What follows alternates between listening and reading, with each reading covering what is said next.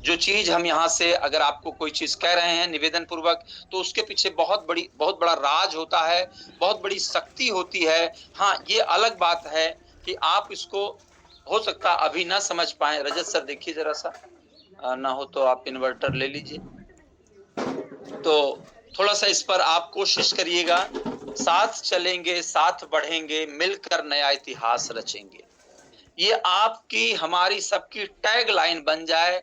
हर meeting में आप इसको उच्चारण करिए, हर मीटिंग में इसका आप इसको रिवाइज करिए, इसको दोहराइए। निश्चित रूप से शब्दों में ताकत होती है, शब्दों में जादू होता है, शब्द काम करते हैं। जब आप अपने घर में किसी ऐसे नटखट बच्चे को भी अगर आप कहते हैं बार-बार, ये मेरा बच्चा बहुत अच्छा है, मेरा बच्चा बहुत अच्छा है, मेरा बेटा बहुत अच्छा है, मेरी गुड़िया बहुत अच्छी है, वो धीरे-धीरे, धीरे-धीरे, धीरे-धीरे वो उसके मानस पटल पर कहीं न कहीं वो अरे छपती उड़ी जाती आओ है, तुम्हारा साहब का वो ये घंटा उसमें 500 बोल बढ़ जुड़ती गए जाती है, ऐड ऑन होता रहता 500 है, बोल। थोड़ा-थोड़ा, हाँ अरे थोड़ा-थोड़ा पूरा फूटा एनहांस अभी होता रहता नहीं है और पापा इतने जल्दी उड़ गया अल्टीमेट जो चले आपको परिणाम मिलता चलिए है, वो बच्चा अपने आप को प्रूव करके दिखाता है। सही में तो सही आज है से आप सभी लोग कलम कैसे भाई उठाइए, वो अपनी वीडियो डायरी पर लिख 600 में लीजिए, 22 नहीं आई थी फ्रंट लाइन पर लिख लीजिए, अबे भी ट्रक अच्छे से मंगवा लिख कौन लीजिए, बोली अच्छी बात राइटिंग से लिख लीजिए। साथ हाँ चलेंगे, 400 में साथ मिल रही 600 बढ़ेंगे, में मोड़ चला नहीं मिलकर यार नया इतिहास कन्ना रचेंगे। आओ तो तेरा कोल साथ 50 आदमी होगा चलेंगे, अच्छा साथ रख ले बढ़ेंगे, मिलकर हाँ नया इतिहास और 1 घंटा रचेंगे। बाद में कल वो अब नहीं एक बार हम मारा फिर हम से उधर गए दोहराते थे हैं, चले यार जो हम उधर जान फिर बांट ऐसा विश्वास करते फिर हैं कि घंटा आप के सभी बाद का लोगों खेले ने आप पूरी लिख हो लिया होगा और हम आप में से किसी भी साथी से इस मीटिंग के दौरान कभी भी इन लाइनों को पूछेंगे, रिपीट पूछेंगे, तो आप ये मत मानिएगा कि आप बाद में कहिएगा, वो सर जी उस समय हाँ हमारे थोड़ा पास देर कॉपी नहीं था, यही बात है वो यार सर जी उस समय तो हमारे पास पेन नहीं था। ये सारी दुनिया के बहाने हैं, ये नहीं था, वो नहीं था, वो नहीं था। आज दुनिया में जो लोग कामयाब हुए हैं, उनके पास भी कुछ नहीं था। लेकिन उन्होंने उन चैलेंजेस को फेस किया, उन चुनौतियों को पार किया।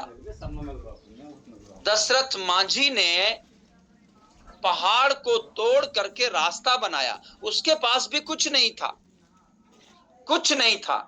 आप उनके इतिहास को गूगल पर पढ़िएगा, अपने घर की पली हुई बकरी, अपने घर में पली हुई बकरी, बकरी को बेच करके और एक छेनी और हथौड़ा खरीदा, छेनी और हथौड़ा खरीदा और एक जुनून के बल पर लक्ष्य बनाया, विश्वास भर के इस पहाड़ को काट कर रास्ता बनाएंगे और आज पूरा विश्व उसको सलाम करता है, नतमस्तक करता है।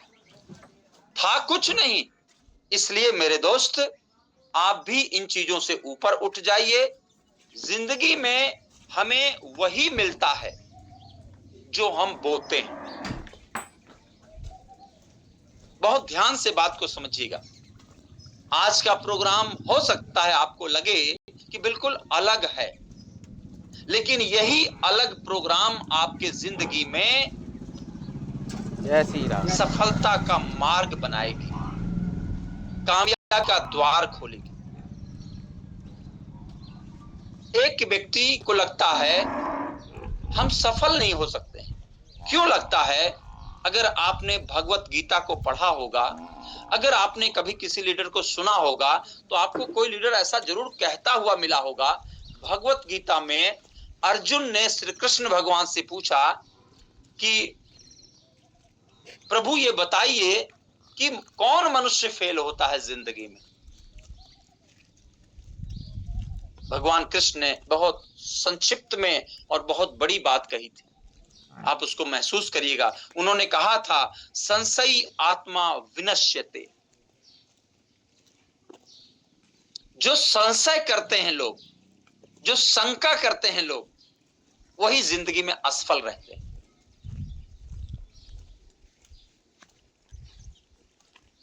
जब आरसीएम सिस्टम को टी सर ने शुरू किया, उनका कपड़े का कारोबार था। कपड़ा बनाते थे, कपड़ा बेचते थे, कपड़ा बनाते थे, कपड़ा बेचते थे। लेकिन जब आरसीएम शुरू किया उसके पहले उन्होंने नेटवर्क मार्केटिंग नहीं किया, उसके पहले उन्होंने डायरेक्ट सेलिंग नहीं किया, उसके पहले उन्होंने ट्रेडिशनल मार्केटिंग किया, लेकिन उन्होंने अपने ऊपर शंका नहीं किया। संशयी आत्मा विनश्यते, उन्होंने अपने ऊपर शंका नहीं किया, संशय नहीं किया। उन्होंने ये नहीं सोचा कि कौन हमारा कपड़ा खरीदेगा, कौन नहीं खरीदेगा। आज भी आप महसूस करिए, वो आज सैकड़ों प्रोडक्ट का निर्माण कर रहे हैं और उस प्रोडक्ट में एक्सपायरी डेट पड़ी हुई है। चलो हमारा किसी में 6 महीने, किसी में 12 महीने, किसी में 18 महीने, किसी में 24 महीने, किसी में 5 साल एक्सपायरी डेट पड़ी है। लेकिन उनको संशय नहीं है कि कहीं किसी ने नहीं लिया तो हमारा प्रोडक्ट खराब हो गया तो। और आज पूरे हिंदुस्तान की सबसे टॉप करने वाली कंपनी आरसीएम सिस्टम बन गई। भारत में गाइडलाइन बनाने वाली कंपनी आरसीएम सिस्टम बन गई। भारत सरकार को रूल बनाने पर तैयार करने वाली कंपनी आरसीएम बन गई। भारत सरकार को कंज्यूमर प्रोटेक्शन एक्ट में बदलाव करने के लिए सहमत करने वाली कंपनी आरसीएम बन गई। 9 महीने आंदोलन चला, 9 महीने, और 9 महीने में एक नया सृजन होता है।